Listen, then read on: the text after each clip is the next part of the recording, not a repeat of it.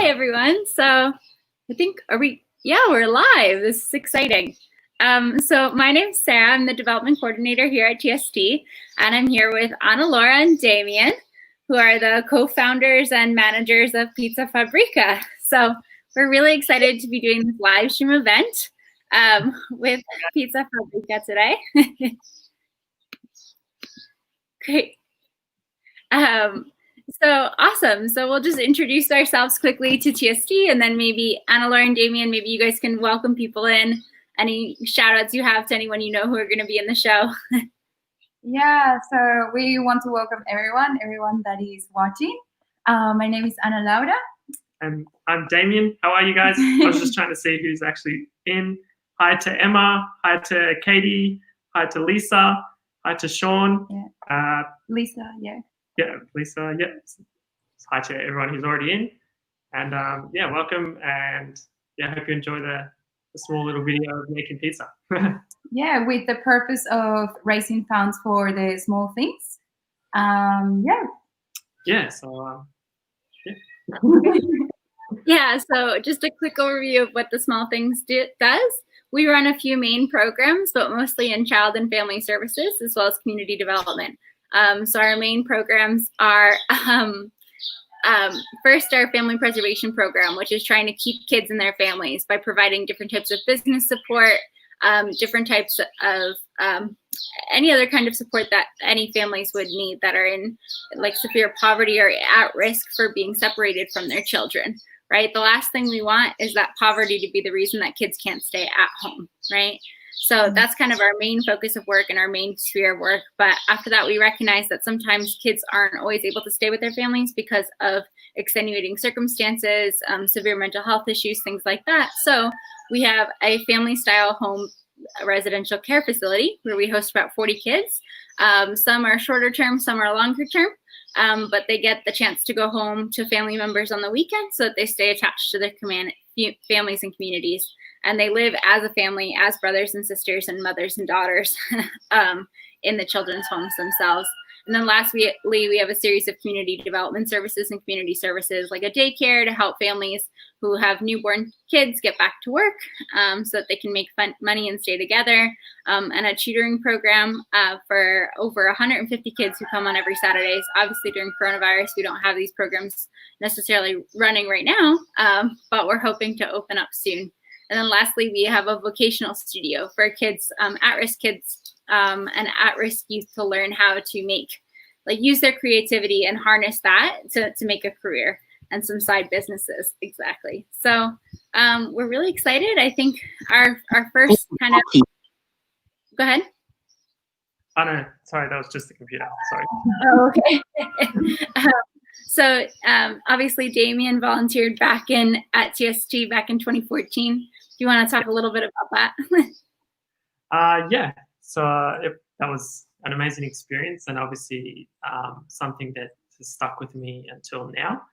And yeah, it was just an amazing experience, just obviously looking after the kids and, you know, more than just looking after the kids, but just getting a whole awesome perspective on life in Tanzania and, you know, everything that you guys on the ground do over there on a day in, day out basis. And it's pretty moving to see the work you guys put in.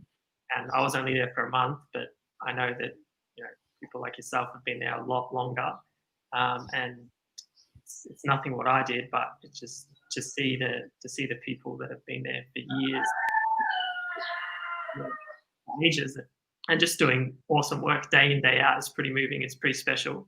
So yeah, and then after that, I kind of just decided to start something up that will hopefully, you know, create a passive income or a small passive income for the small things. Yeah, and like you said, that's all the small things that matters, right? So your guys' contributions are more than small, right? Ana Laura and Damien have been two of our biggest fundraisers over the last few years. So we really appreciate you guys too. You guys have done so much work to help us keep moving and keep kids in their families.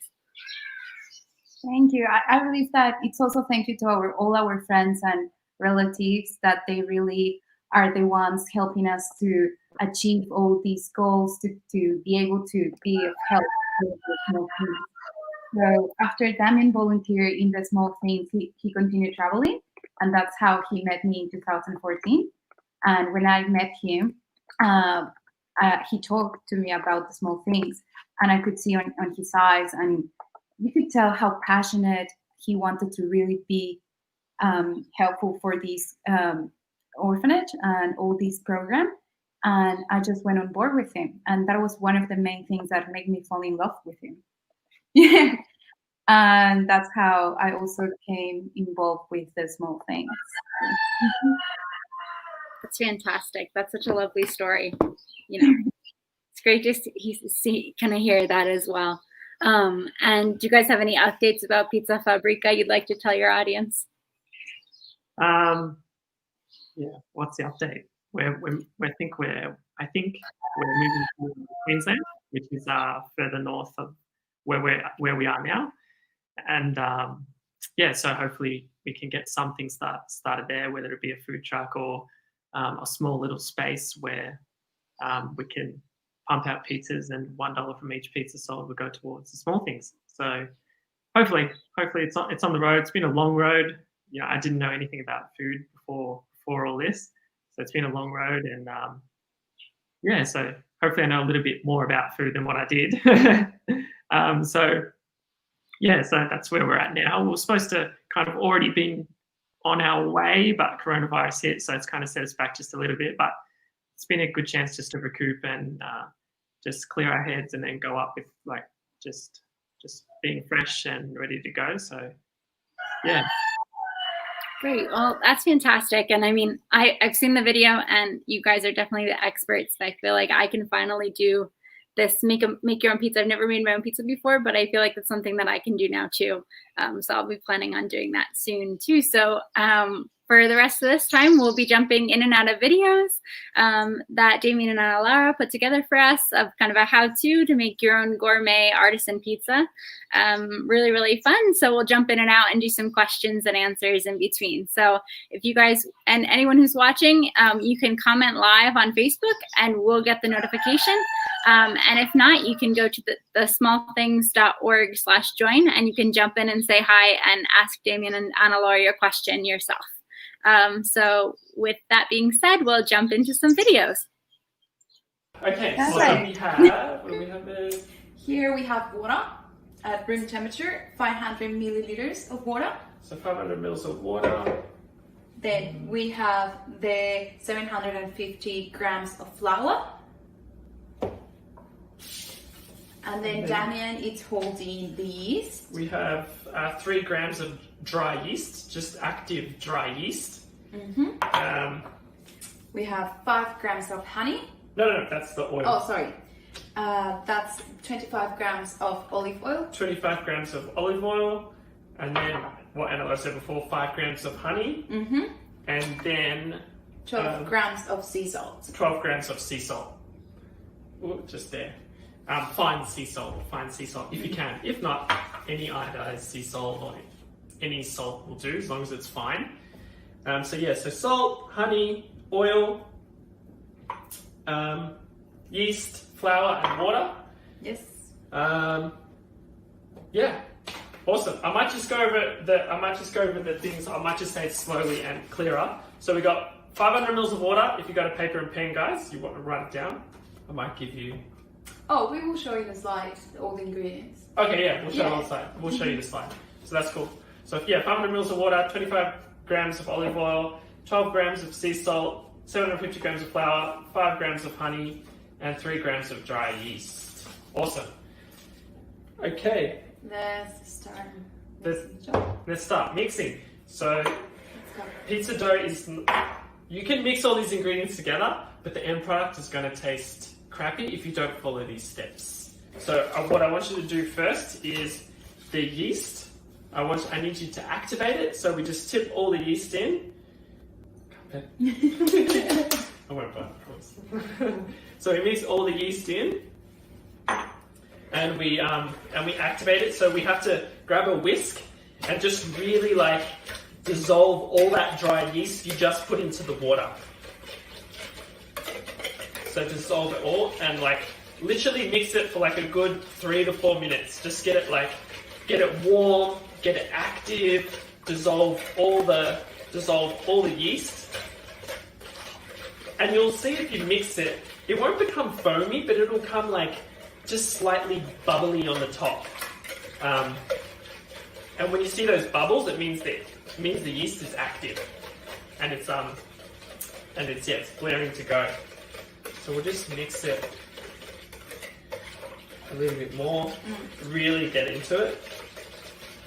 This is super important. If you don't mix the yeast properly, it will literally just, your dough won't ferment and you'll get no spring, and it won't be tasty at all.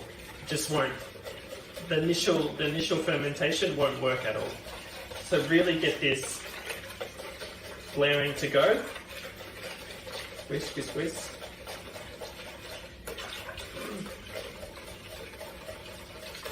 Shout out to Frankie, who we sponsor. We love you, Frankie. I want to see you eating some of this pizza, Frankie. And all the other kids, of course, not just Frankie. Well, I can see already probably. Yeah, so it's pretty good. Just make sure it's all dissolved, just like that. And you'll see some slight, some bubbles on the top. It's not like super foamy, it's just a little bit of bubbles. Maybe Ana Laura will show you. I don't know if you can see it or not. Just put that in the sink. And then now we'll just put all our flour in. Just like that.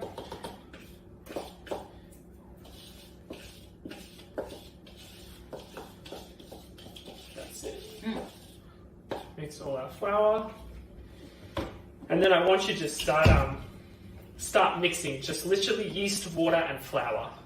So the yeast that you've activated in the water, and then the flour.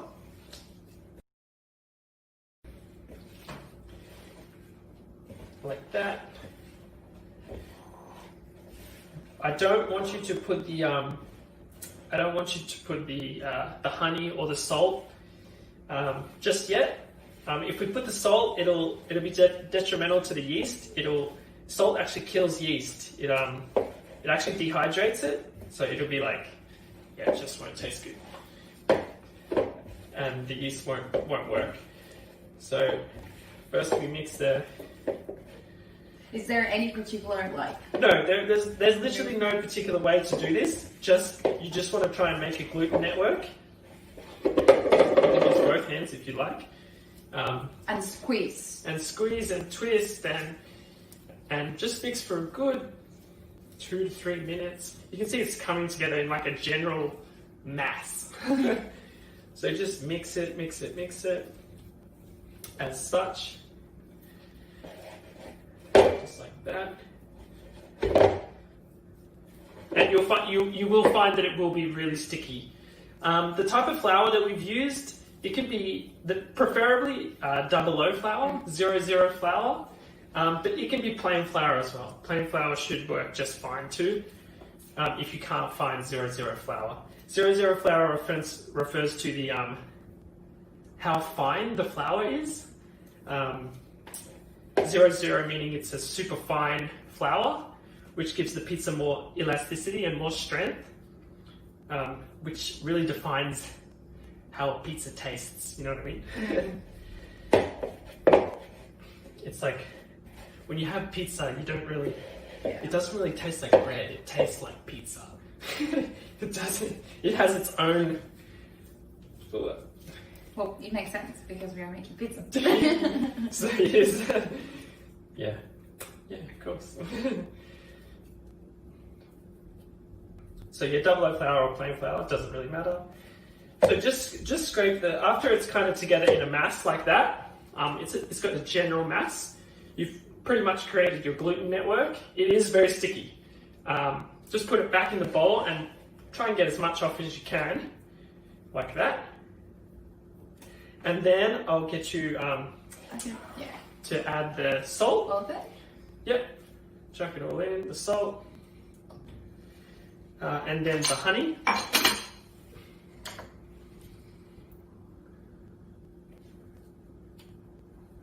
Probably will need a spoon for this.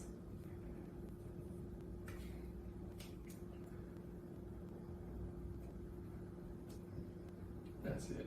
Just get as much as you can. And again, obviously honey is sticky as well, Yeah.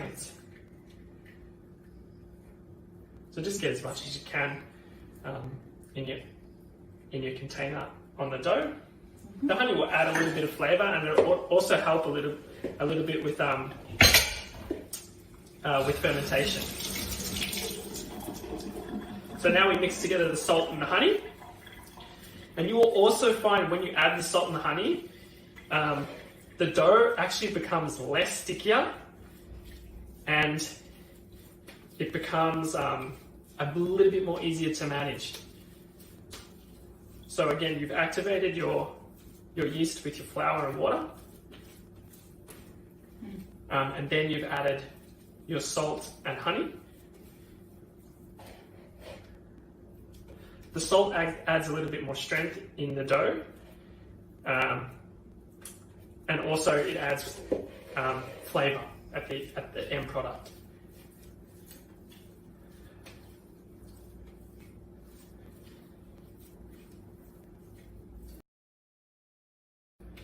And sometimes I will say that the honey adds a little bit of like a smell, a really nice aroma. Yeah, it adds a nice aroma, the flavour, assists in fermentation. It actually also helps it to colour at the end. When it's in the oven, the honey allows it to colour nicely, like go a nice brown, golden colour on the pizza. It will assist it. Just get your excess flour also along the side of the bowl and continue to mix. I want you to continue to mix just so you can kind of feel those salt granules. Yeah.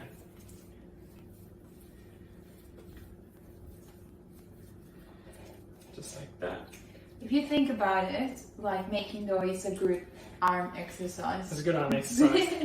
It gets you. So we might just take it out of the bowl now. Just put it on the bench and give it a little bit of a knead. You kind of slap it on the bench, knead it, push it down, twist it, push it down, and just kind of knead it on the bench like that. It's turned into this kind of smooth mass now, which is exactly what we want. It's not as sticky anymore. It's still sticky on my hands, but that was because of the initial mix that we did of just yeast and flour and water. And there is no flour on the bench. Yeah, there's literally no flour on the bench. You don't need it. It should be pretty good.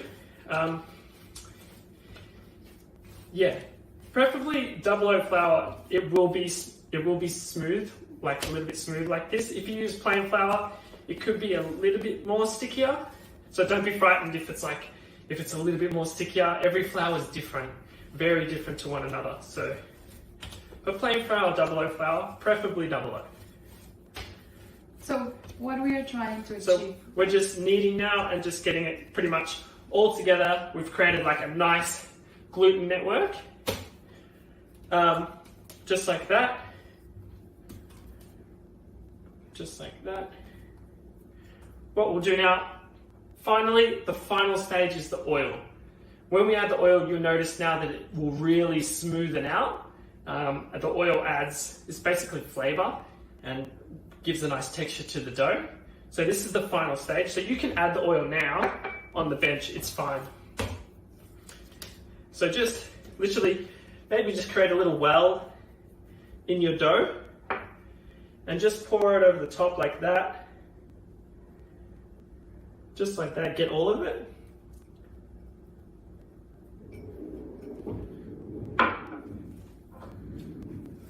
That's it.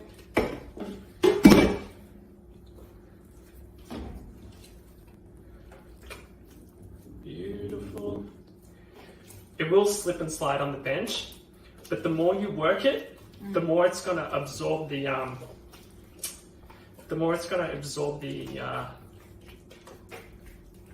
oil. So I know it'll feel kind of funny you're like, oh, it's not, it's kind of all, you know, sloppy again, but don't worry, it'll get back. You just got to keep working it. Just keep on kneading slowly.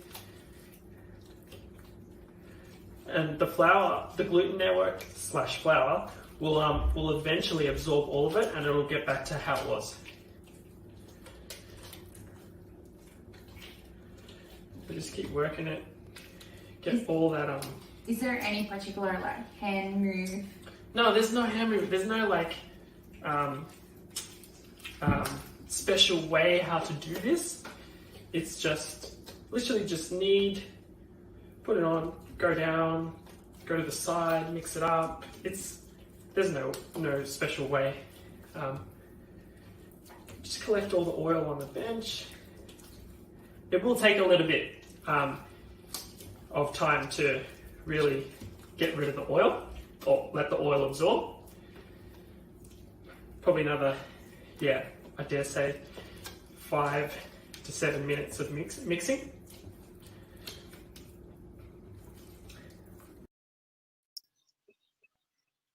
Great. That was so much fun to watch you guys do that. Thanks, Sarah.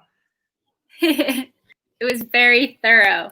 I'm not sure if we have any questions from the audience, but I have a few questions for you. And if in the meantime we get some questions from the audience, we can have them join in, or they can comment right on the Facebook Live page. And then we can answer their questions for them. So my first question for you is that when you're making this with kids, what would be your advice to get them involved in, you know, kneading the dough, or how do you get them involved in making pizzas? Anything and everything, really. They can, mixing the dough is obviously that's the easy part, but they can also weigh the ingredients. They can be with you pretty much the entire stage. Maybe the cooking stage, it might be a little bit difficult for them, but other than that, pretty much any stage, just to weigh it out, weigh all the ingredients out, or mix the dough, get their hands dirty. I think they'll like it. That's great. Okay, so my next question for you, and I've changed these around a little bit, but how many pizzas do you think you guys have made in the time since you started Pizza Fabbrica, or even beforehand? Think you can count? Too many pizzas. There was last year I was doing a stage where it was like every weekend, Saturday and Sunday, we'd be eating pizzas and we did that for 4 months straight. Yes. So Ana Laura's pretty sick of pizzas. And it was fun. Guess what's for dinner tonight? Pizza. So probably last year we ate more than 100 pizzas easily. Yeah, there was a lot of testing and a lot of time of me just messing around with dough and everything like that. So there was a lot of work involved in getting something nice, or a recipe that's nice, you know, because you can make, you know, just ordinary pizza and it can taste 2 out of 10, or you can really focus and analyze your times and, you know, your temperatures and and your different types of flours, and you could really get a nice pizza, but that takes time. I knew nothing, so so it took a lot of time. And we are really fussy with what we do. So we like to literally have a really good product, really good flavor on the pizza. Yeah. If it's no good. So for all the people out there who want to become gourmet pizza makers, what would you advise as like the maybe the thing you wish you knew before you started?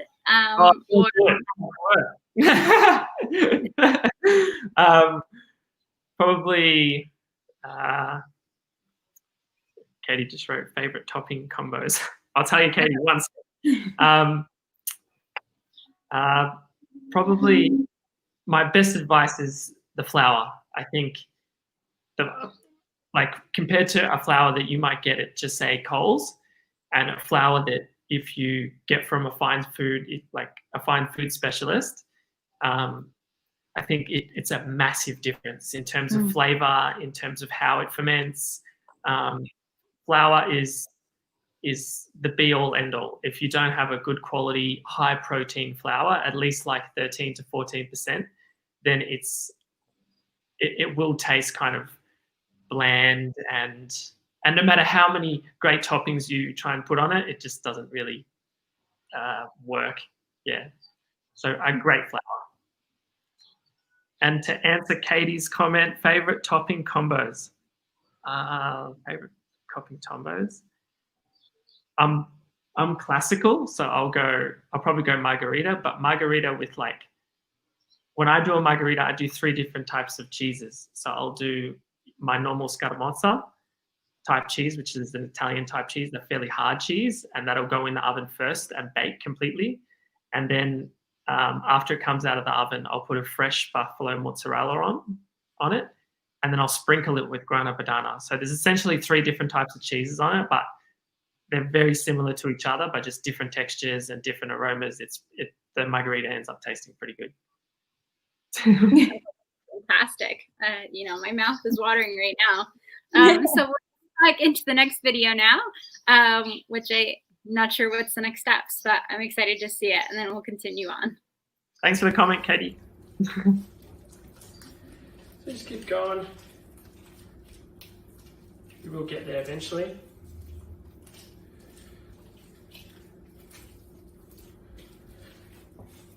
If you do have a mixer, like a KitchenAid, an electric KitchenAid or mixer, this will obviously be a lot easier. And probably if the mamas are going to do this recipe, definitely I think the KitchenAid will be easier and less painful on the arms. That's not too bad. So you can see now the dough's slowly absorbing the oil. I'm just collecting the oil off the bench. I'm kind of just wiping the bench for excess oil.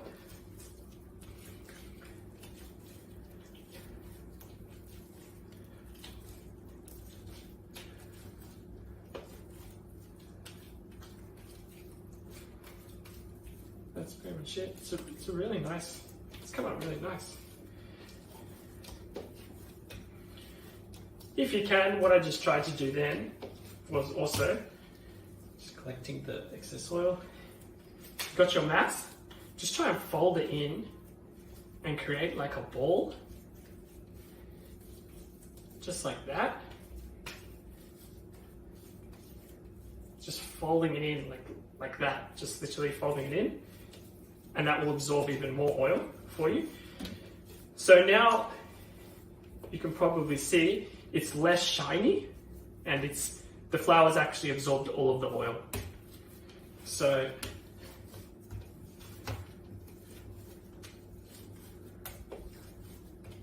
just like that. Just like that. There you have it. Is your beautiful dough. Just like that. Amazing. Now we're gonna we'll get a container. Mm-hmm. Yeah. Probably get the white one then. The white one's in there. Oh yeah. Just try and find the biggest tub or the biggest plastic container that you can find for the dough. And what we're going to do is I just got it's just like a white bucket, nothing special. And literally, our dough is done. Like that. I'm just folding it up again into the ball. Just like that. And we're literally going to plonk it in with a lid. So just like that. Absorbed all of the oil. It's fairly smooth. It's not like completely smooth, but it's fairly smooth.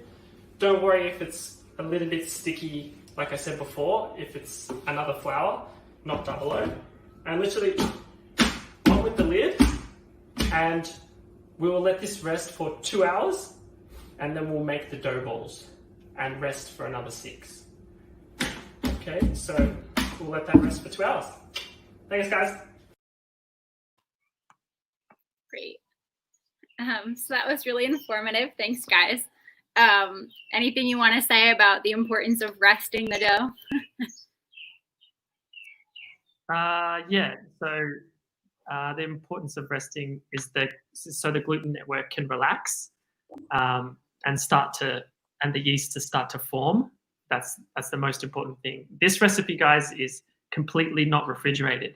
So it's allowing the yeast, when you eat a pizza, it's allowing the yeast to eat as much flour and sugar and starch as it can in the dough. And that allows for when you eat the pizza as a person, it allows a really light dough and easy to digest. That's the most important thing of resting. Great. So now we're going to just show some pictures of our kids in their process of making food here in Tanzania. So we're going to talk about a specific dish called makande, which is a combination of beans and maize and sometimes meat and coconut cream and kind of all these delicious flavors together. And then show some other pictures of just some kids eating some delicious, nutritious food. So I'm going to share my screen. And it should go on. Great. I think my screen is on. Great. So here in Tanzania, you know, a lot of places don't necessarily have running water that's easily accessible. So here's a picture of a couple of our kids who their job is to go and get water from the different wells and things like that. Recently, we put in a large rainwater collection system.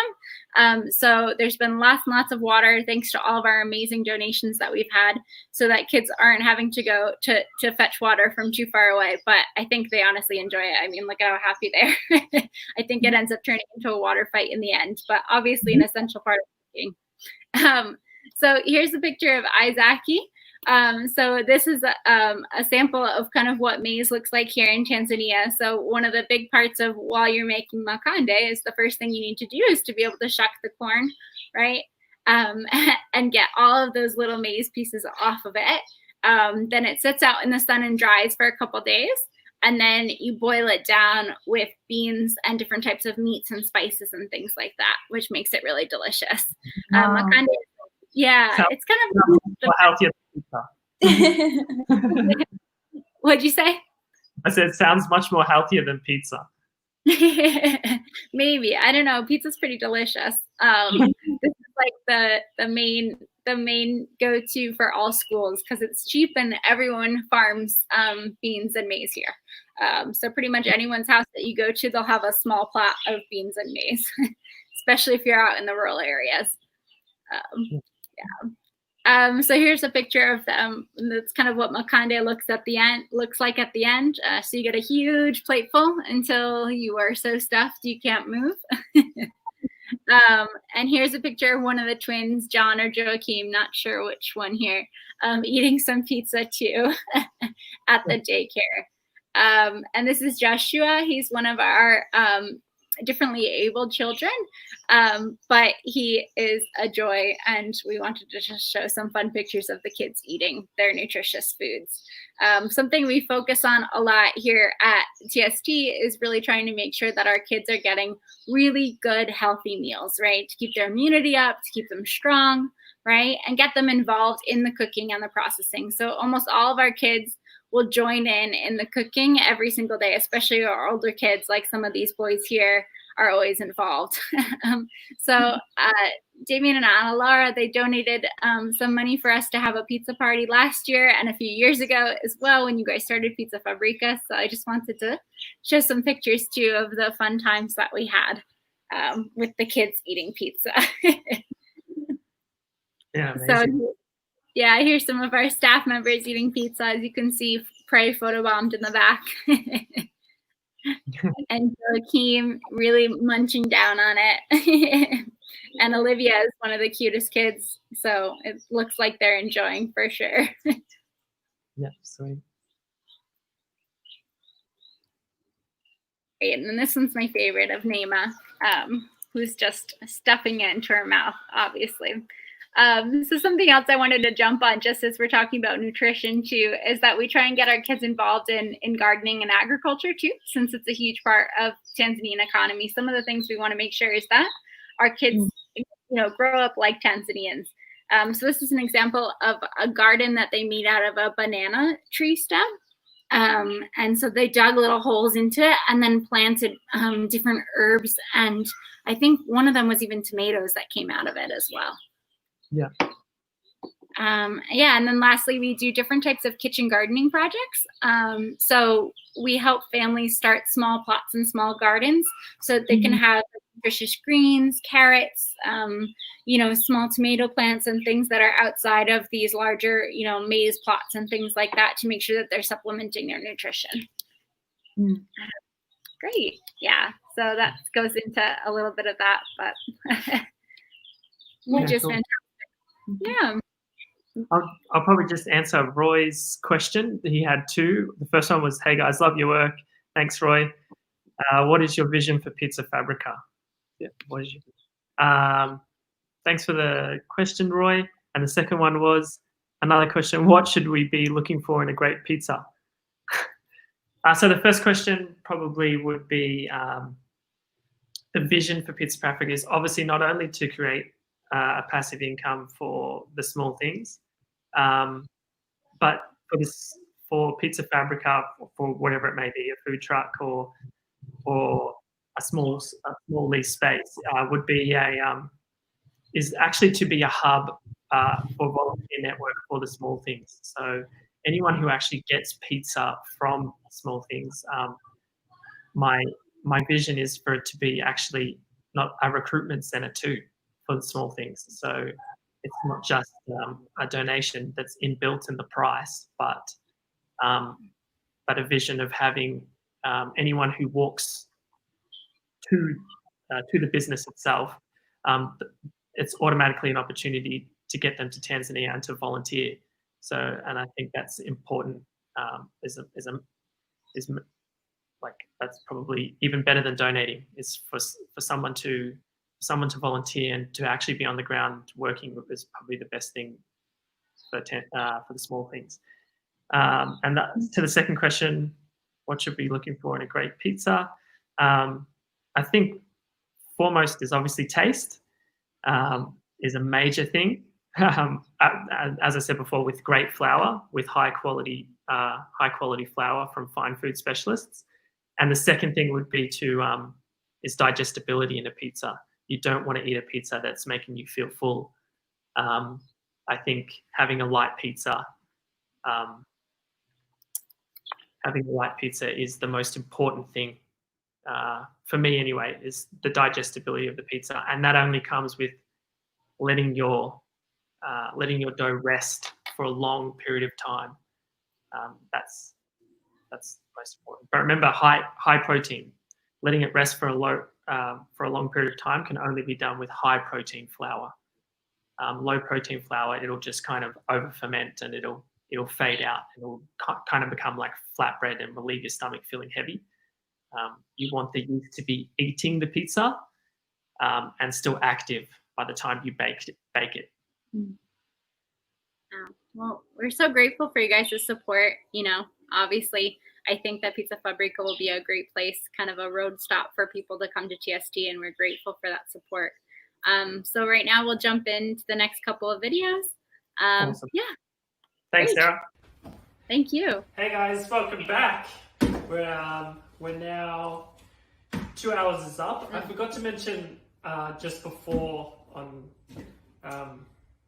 made the dough, or after I made the dough, that when we rest for 2 hours, the dough in the container, we don't put in the fridge. This whole recipe, we don't put in the fridge. It's just completely 8 hours outside of the fridge, and then we bake. Room temperature. Room temperature. And then we bake. So it's been 2 hours, and the dough has risen. Pretty much, it's doubled in size, as you can see. Smells nice. I just got, all we need for this is, all you need for, you obviously had to have the scale to measure your ingredients. And then we've got A tray. a tray. It's just to put our dough balls in, and then we'll let them rest in there for another 6 hours. So I'll take this out now. So I've just got a little bit of flour. This is just flour. I'm going to put it over the top of the dough. Just sprinkle a little bit over the top, and then a little bit on the bench, just like that. And I just got like just a cutter or something flat, and just so I can get away from the sides, as you can see. So I'll just peel it all away from the sides. It should look pretty good. It should look like nice and fluffy, almost like a pillow. I'm just peeling it away from the sides of the container now.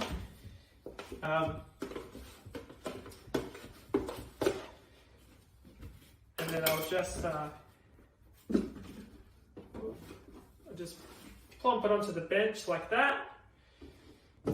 It's super important, guys, not to disturb this gluten. So we're going to get, when we bake it, we're going to get really nice bubbles based on not touching this too much. So we just want to keep it just like that, just like as one big kind of large mass. I'm just going to cover the top with flour just so we can work with it. Just like that. It's kind of nice, actually. It smells nice. Smells good. Just a little bit more flour, just so we can work with it, just so it's not too sticky. That's all. And then me and Ana Laura are gonna just make dough balls now. So I turned on the scales. So what I'm gonna do is I'm basically gonna cut just straight down the middle. I've just formed like a nice square. I'm gonna cut straight down the middle, and I'm gonna make 250 gram dough balls. Is a nice size. It's a nice size pizza. So I'm just going to roughly guess 250 grams. 250. Cool. So we have our dough balls here. Well, we have our just larges of mass here. So I'll just sprinkle a little bit more flour, just again, so it's easy to work with. And what we want to do is you have the dough ball like this. And you want to fold the dough ball, squeeze down, press down, and fold in. And then seal the bottom of it. So press down, fold in, seal the bottom of it, press down, fold in, seal the bottom of it. Press down, fold in, seal the bottom of it, yep. And you basically end up creating like a balloon. It's like a small balloon of just air. And then you just you have to seal it off. It's really important, guys, that you seal off your dough ball. So again, I'm gonna try and fold it in. Try and fold it in. It doesn't have to be like perfect, but the tighter you can get the dough ball, the better it'll rise. Because what you're doing is trapping air in there essentially, and the carbon dioxide will build up, and it'll expand and make the dough ball rise even more. I don't know if my dough ball is fine. So it doesn't matter. It doesn't matter. Like, it can be rough, or it can be what you want is something like that. So you press down and it will spring back up. That's pretty much perfect. I've got a tray here, guys, and I'm just basically going to flour the tray just down the bottom, and I'm just basically going to plop my dough ball in and then do the rest. yeah, so that's basically it. That's good. Yeah. Let it go in. So do you want to go again with another one? Yeah, so again, we'll just, if it's in pieces, don't worry, like just fold it in like that, press down. So you're just squeezing and folding in, squeezing and folding in, squeezing and folding in. And just creating that ball, it's that tight ball of gluten is super important for a double O ball, double O flour ball, or normal flour, it doesn't matter. So just like that. You can hear it kind of squeezing together. Yeah, you can hear all the bubbles getting together. All the bubbles popping. So you may think I'm destroying the gluten structure, but I'm not actually destroying the gluten structure. What I'm doing is I'm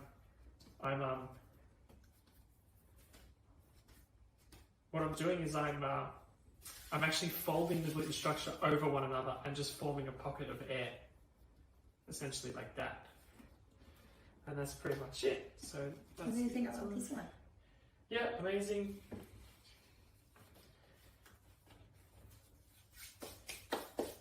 So we did a recipe with how much of flour? 200, 500 flour, and we had like only 5 balls. Yeah, so our recipe, our recipe was 500 grams of flour, and that gave us 5 balls. Yeah. Mm-hmm. So depending on how many people you want to feed, I know the orphanage is going to feed a fair few kids. So times that by, I'm not sure, 20, 25, 30, however many you need, and it'll so pretty much 500 grams of flour will get you 5 dough balls. Was it 500 grams of flour? No, 750. Let's double check before confirming. Double check. 750. Sorry, 750 grams of flour will get you 5 dough balls. So yeah, that's pretty much it.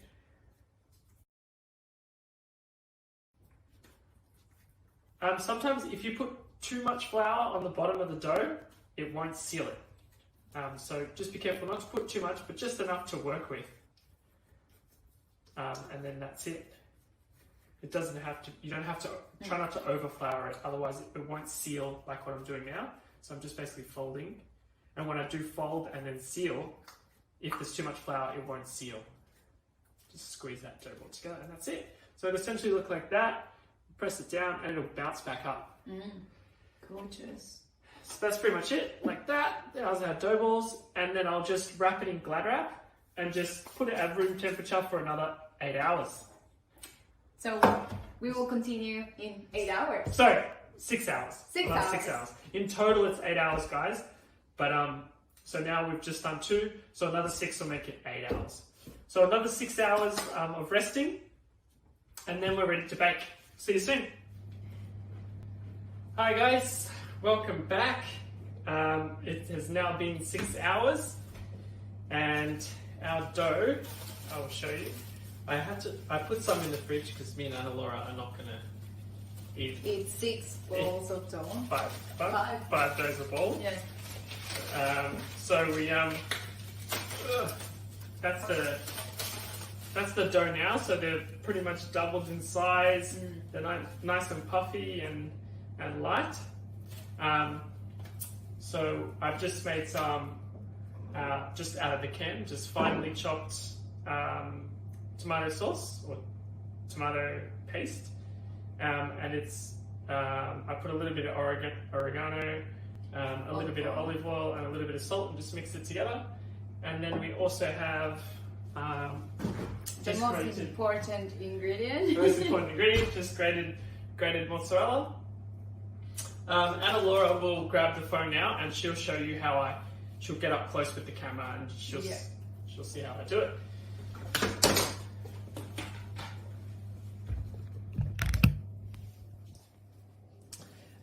So I'm just going to sprinkle the dough balls with flour, just like that. And I'm just gonna, they will amalgamate together, so just get your butcher's knife, or even just something thin, just thin enough to cut it. So you can just cut it like that. Flip it around this side, just cut it like that. And you want to be, it doesn't matter if there's excess, that's fine. You want to be really gentle with this and try not to squish it too much. So what I'll do is I just create like a pool of, just a little bit of flour on the bench. So I'll start to stretch it.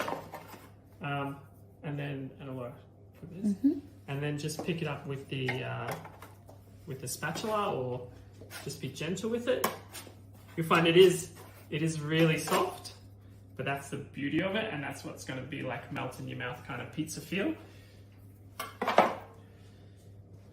I'll just put flour over the top of it also to get it nice, and so just basically shift it back into the ball that it is. And then what you're going to do is, just with 3 fingers, you're going to slowly just push it out like that, and you'll slowly start to form your pizza shape. So you just like create the border, and slowly you'll push it out. Very nice and easy. If there's bubbles, you can leave them, or you can just pop them. It doesn't really matter. It adds to the nice rustic feel in the oven. But as you stretch it out now, and what I'm going to do is I'm just basically going to just turn and stretch, turn and stretch, turn and stretch. So I'm just like almost not pressing too hard, just lightly, but also as I turn, I'm just like stretching it around like that. So the pizza's, yeah, it'll just turn into like a, as I turn, I also expand my fingers. And there you have it. That's it. It's literally, because it's at room temperature, it's really easy to pan out. If you've got dough balls like this and you've got extra and you don't want to use them all straight away, you can pop them in the fridge. It's fine, and you can use them hours later. It's completely fine. Great. So before we jump into the rest of the pizza videos, we just wanted to say, well, first of all, thanks to you guys. Oh, you have a question here from Steven. Can I buy a pizza? I'll send you some, Stephen. But in the meantime, that question, he's been hounding me. I need to make some for the soccer boys. So I know, yeah. Steve. Shame on him. Well, in the meantime, Stephen, you can donate to TST if you feel so compelled. So I wanted to just talk really quickly about some of our biggest needs right now. If you feel compelled to donate, $5, $10, $15, every small donation goes such a long way. So we'll talk a little bit. Last year, Damien and Ana Laura ran an amazing fundraising campaign and had so many great donations to help support families here in TST. So I just wanted to talk quickly about some of our success stories from last year's campaign. So if I'm going to share my screen really quickly and show you a picture of Neema. Here we go. So Neema is a mother of 2 children in Nkranga. And so unfortunately, her husband passed away about 1.5 years ago. And she came to TST seeking support because all of her family members, her husband's family members, which is the land that she was living on, kicked her off of the land. Women here, once they get married, they're not necessarily getting the same land rights to their husband's land or their family's land before. So she came into TST back in 2019 seeking support, and thanks to the amazing donations and the fundraising efforts of Ana Laura and Damien too, we were able to support her with a loan to start up a small fruits business. And so now her family is doing really well. She was able to pay off the loan in about 4 months, and then we gave her an extra, I think, $250 to continue to build her business, and a couple other businesses, as well as doing some livestock.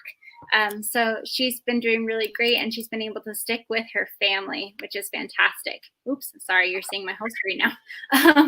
So something else, if you feel so compelled to give today, we'd be really grateful. But some of the things that we need right now is that right now, because of coronavirus, here in Tanzania, there's apparently no coronavirus, interestingly enough, but there's no reporting, unfortunately. Markets are still going on, but where we usually buy our clothing, it's not so accessible right now. So we're trying to get some clothing imported from outside.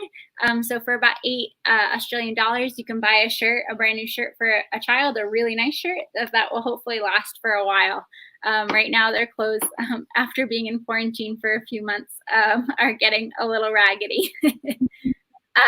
So something else that you can do that's really amazing is to sponsor a child. So sponsoring a child it takes about a donation of about $22 Australian dollars a month. And what you're contributing to the child is making sure that they're getting quality care, they're getting amazing education. It goes to cover some of the costs of a child, some of their medical needs, some of the caretaker wages, school tuition, and any other direct care expenses. But it's also an amazing time for you to get to know and get connected with a child here in Tanzania. We set up with child welfare officers as well, getting to know your child a little bit more. You get some fun sponsorship cards, and you get to know what's going on with your kid and make and build a long-term relationship with them, which is exciting because I think the more that we connect cross-culturally, the better the world will be. So right now our kids are actually going, this is a typo here, but our kids are actually starting up school again on Monday. They're reopening schools. So for $15, you can purchase a review book to make sure that the kids are up to date for their studies in the next coming weeks. And then, so like I said before, you can, for about $50 Australian, you can help a family build a nutritious garden to keep their families healthy and strong during coronavirus. We want to make sure that we've got good immunity too right now. The Tanzanian remedy is tangawizi, which is ginger tea. So it's ginger, lemon, and honey tea, and everyone says it's the medicine to cure corona here. It's definitely delicious. And lastly, if you feel so compelled, you could donate about $42 Australian to feed a child for an entire month. So if you guys feel so compelled to donate today, we'll be very, very, very, very grateful for any donation that can come. Exactly. Yeah, great. It's great. We wanted just to add to all our friends and family that they are watching. It's like any small amount that you guys can donate will be really appreciated. And we are really thankful for everyone that is watching also right now. Yeah, definitely. Definitely. Thank you guys. And even if it's just like $1, $2, $3, $4, $5, it goes a long, long way in Tanzania. So thanks. Can really make a huge difference. Thank you, Katie. So Damien and Ana Laura have a fundraising page. If you follow the link that's here on the bottom of the screen, you can donate anytime. We'll be running this campaign for the next few weeks. Great. So we'll jump into our last few videos and then kind of wrap up. Thanks for everyone for listening for so long. It's been fun. Now Thanks, we get guys. to see If you fermented it for at least 4 hours, that's fine also, as long as they've doubled in size, but 6 hours they'll be super light and super fluffy when you bake them. I've preheated my oven on fan forced maximum. Whatever you do, pizza needs really, really high heat. So just put your oven up to full maximum and you're ready to go. So what we'll do is I'll pick this up and I'll pretty much just dust the flour off. So when you pick your pizza up, just literally just be gentle with it. Just throw it on your hand and it'll pick up straight away. I'll just dust the flour off the bench. And also what we're going to use is just get a chopping board and just put your pizza on a chopping board with a little bit of flour. And we're going to use this chopping board to slide it onto the tray in the oven.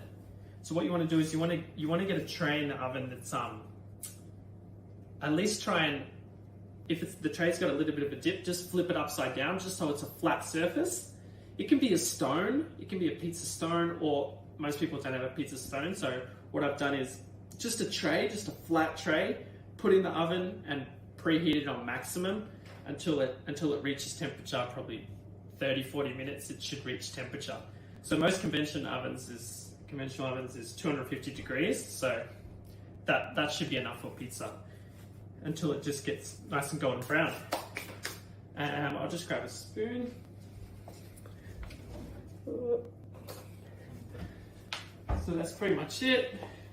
Grab my sauce, plonk it in the middle, my tomato sauce, my tomato paste, just like that. It's light and fluffy.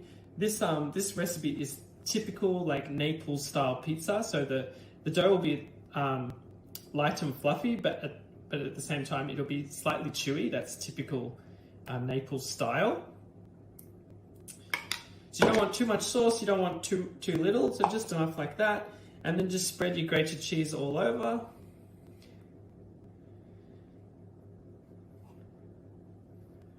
Just like that. And then you're pretty much ready to bake. So the idea of this tray is that when you jolt it around like that, you'll see that it's ready to slide straight onto that steel plate. So you'll approach open the oven, approach it, and then just slide it straight on, and it'll close the oven quickly. It'll be ready to cook. So Ana Laura will show you that now. She'll follow me. So try and do it fairly quickly so you don't lose too much heat out of the oven, because remember you want as maximum heat as you can get. So just slide it straight on. Just give it a jolt. Once it's on, and that's it. We'll now we just wait and bake.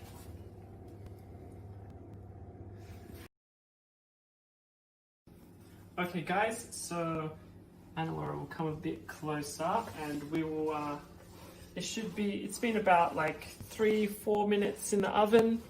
It might be a little bit longer depending on your oven, but as long as you see a nice golden brown around the edges, it should be ready to eat. So we'll just take it out now. Just take it out, just like that. There we go. Just turn the oven off. And there you go. There's your pizza.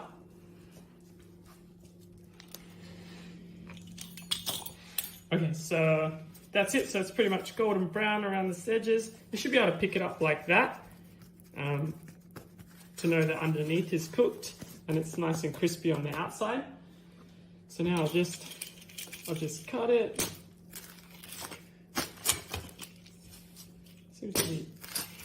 Seems to be cooked fairly well. If you don't have a pizza wheel, you can just cut it with scissors. That's no issue too. And I put a little bit of olive oil. And I've got a little bit of rocket here.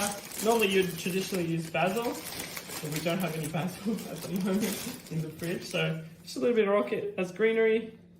A little more olive oil. That's it.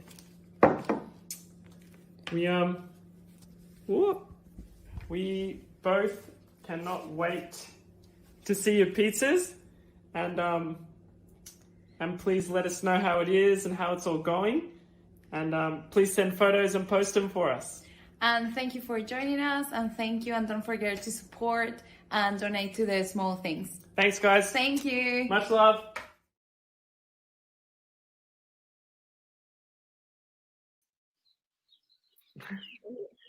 Well, that looked delicious. Thanks, Sarah. Oh, it tastes really delicious. It was really good. Yeah. Sometimes it doesn't come out as good as that. It looked amazing. So if you don't have a little tray, what would you suggest using? I don't have a tray in my house. What could I use instead? Anything? A tray as in? Like the pan. The one to put in your oven, or the one just to take it out? Anything.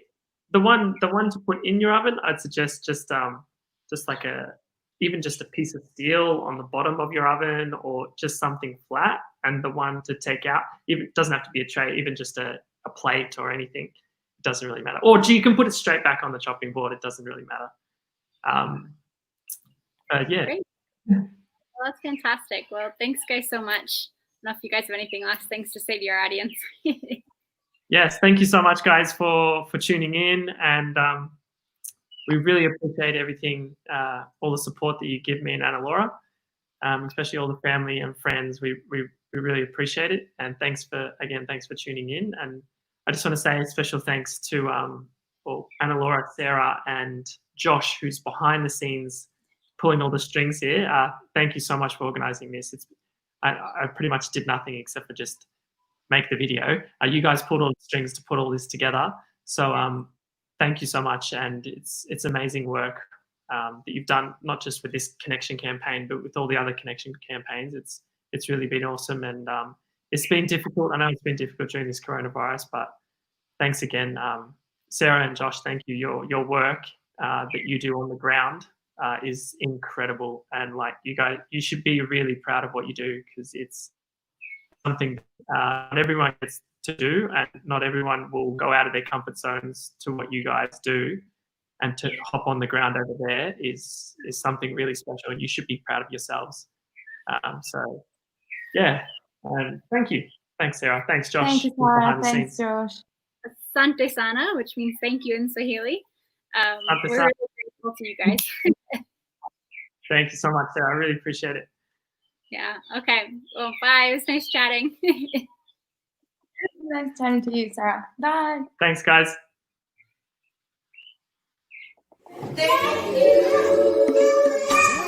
Thank you. Asante.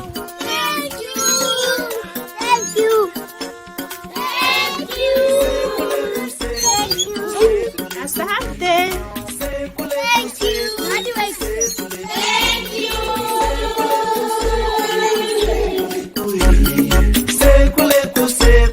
Sekule ku, ye ye ye. Azabu